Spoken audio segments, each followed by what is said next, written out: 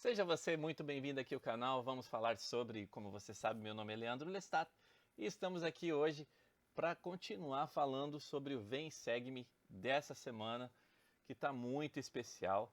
Como você sabe agora, aqui no canal eu estou dividindo, as aulas em 4 dias, em 4 aulas.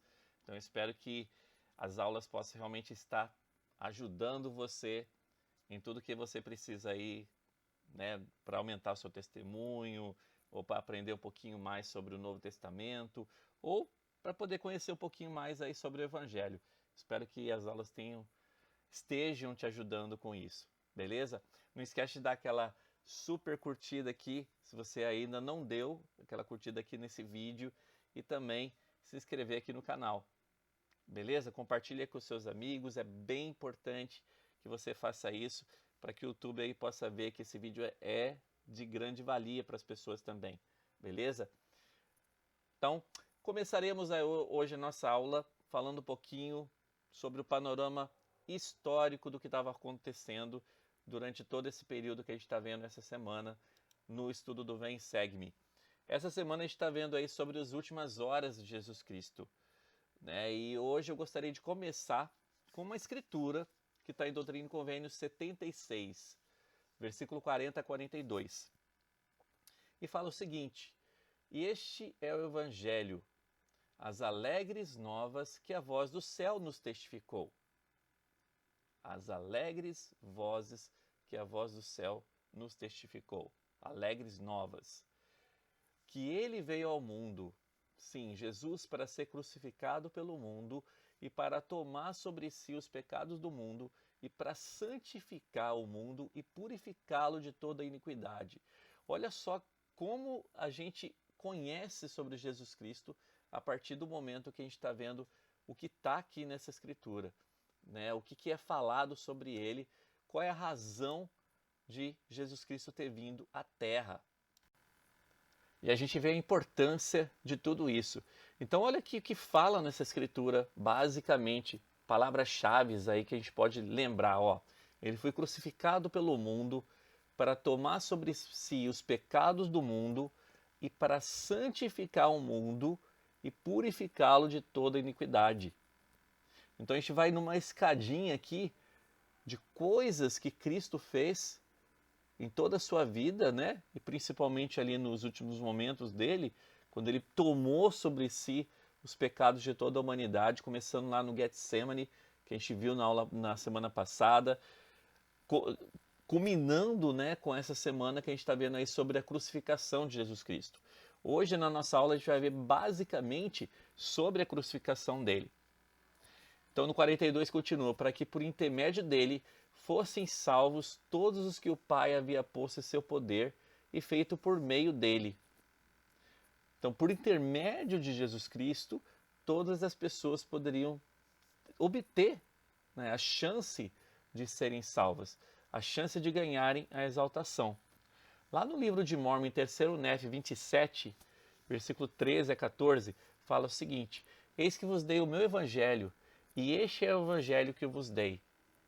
Qual é o evangelho que Jesus Cristo nos deu?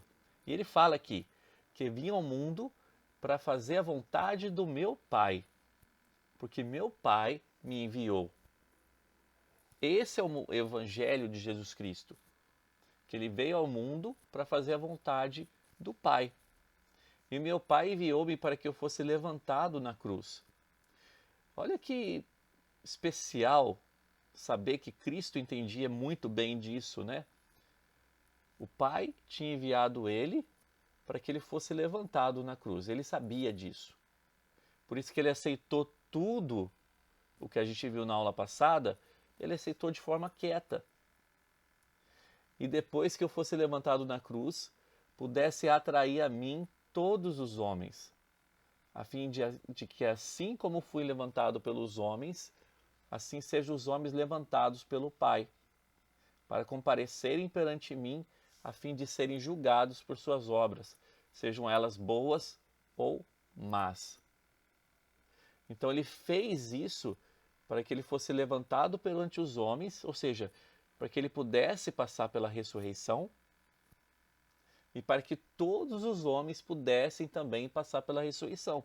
Ou seja, para que ele pudesse receber um corpo glorificado, né? Então ele precisava passar pelo processo de ressurreição. E a mesma coisa com a gente.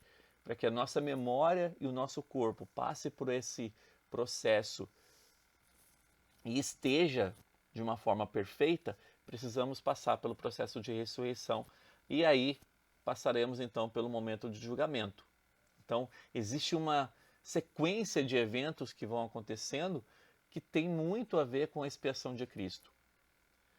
A crucificação ocorreu em um monte chamado Gólgota, que é em grego, né? Esse é o nome dele em grego, ou Calvário, que é o nome dele em latim. E esse nome significa a caveira. Então a caveira, para a gente saber, né, simbolizava então a morte.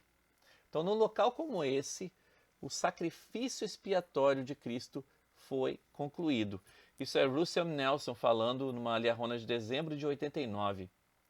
Na cruz, o Salvador do mundo sobrepujou a morte do modo mais significativo possível e se evidenciou a realidade do poder do Senhor sobre a morte.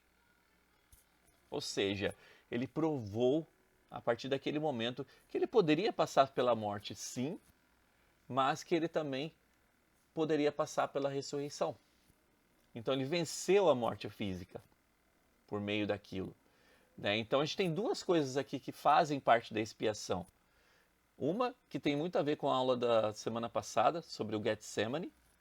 Né? Então, quando Jesus Cristo foi lá e expiou sangue, né, por todos os nossos pecados, ele possibilitou para que nós tivéssemos o arrependimento. E a morte física de Cristo abriu, na verdade, as portas para que ele vencesse essa morte física. Ou seja, abriu as portas para a ressurreição. Então a gente tem a chance de ser ressurreto também.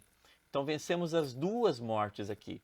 Vencemos o pecado através da expiação e vencemos a morte física através da ressurreição. Como é que você pode demonstrar gratidão pelo sacrifício que Cristo fez por você? O elder Jeffrey Holland, falando disso, ele explicou o seguinte. Ele explicou por que o Salvador perguntou: Deus meu, por que me desamparaste? Então ele deu uma explicação para isso aqui. Ele fala: com toda a convicção de minha alma, eu testifico que o Pai perfeito não abandonou seu filho naquela hora. Olha que interessante isso, né? Jesus Cristo ele não foi abandonado naquele momento. De fato, é minha crença pessoal que em todo o ministério mortal de Cristo, o Pai talvez nunca estivesse mais próximo do seu filho do que nesses agonizantes momentos finais de sofrimento. Era necessário, de fato, na verdade, era primordial para o significado da expiação que esse filho, Jesus Cristo, o Filho perfeito, que nunca falara e nem fizera mal para ninguém, que não tocara em nada imundo, precisasse saber como o restante da humanidade, como todos nós, se sentiria quando cometesse tais pecados. Para que sua expiação fosse infinita e eterna, ele teve de sentir como era sofrer não somente a morte física, mas também a morte espiritual. Sentir como era ter seu espírito divino retirado, deixando numa solidão total, uma solidão abjeta, uma solidão desesperadora. Isso é um discurso do elder Holland, chamado Não Havia Ninguém com Ele. É o discurso de uma liarrona de 2019. E eu gostaria de fazer uma pergunta para você. De que forma que você explicaria a alguém como a crucificação do Salvador faz parte da sua expiação? E como que você explicaria por que isso é significativo para você? O bispo Gerald Calcé explicou como a expiação do Salvador é pessoal para cada um de nós. E ele falou o seguinte: Apesar de seu alcance infinito e universal, a expiação do Senhor é uma dádiva profundamente pessoal e íntima, personalizada para cada um de seus filhos. Da mesma forma que Jesus convidou cada discípulo nefita para que tocasse as suas feridas, ele morreu por cada um de nós individualmente. Como se eu e vocês fôssemos as únicas pessoas na Terra. Ele nos fez o convite pessoal de achegar-nos a Ele e de termos acesso às maravilhosas bênçãos de sua expiação. O Bruce R. McConkie ele falou o seguinte sobre o poder purificador do Getsemane, lá na Liahona de julho de 1985. Então essa citação, na verdade, é só para poder encerrar um pouquinho aqui o que foi falado. E ele também citou Jesus o Cristo, né? Lá o livro de 64.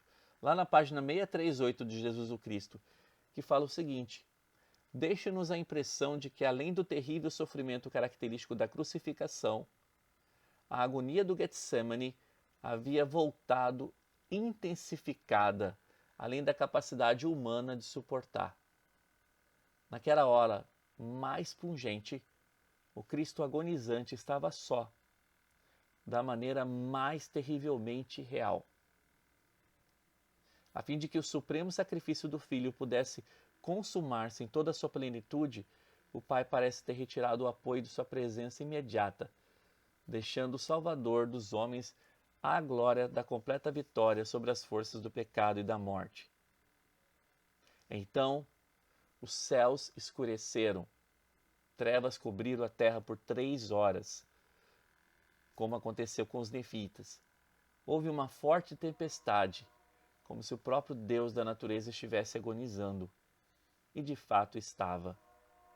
Pois nas 3 horas em que ainda ficou pendurado, do meio-dia às 15 horas, todas as agonias infinitas e dores inclementes do Getsemane voltaram. Isso está numa Liahona de 85, chamado O Poder Purificador do Getsemane. Eu gostaria que você lembrasse exatamente dessa pergunta que eu deixei para você aqui. Como é que você explicaria por que a expiação é significativa para você? Como é que você explicaria para alguém como a crucificação do Salvador faz parte da expiação? Então pensa nisso. E se você desejar, pode comentar aqui embaixo também, aqui nos comentários. Não deixa de dar a sua opinião. O que você está achando aí das aulas dessa forma? E também, se você acha que esse conteúdo realmente foi importante para você, esse é o momento para você dar aquela curtida aqui embaixo. Dá aquela curtida, aciona aí o sininho, se inscreva aqui no canal para ficar por dentro aqui das novidades do canal Vamos Falar Sobre. Ok? Obrigado aí pela sua presença e a gente se vê então amanhã para falar um pouquinho mais aí do Vem Segue-me dessa semana, ok? Um abração para você e até amanhã. Tchau, tchau.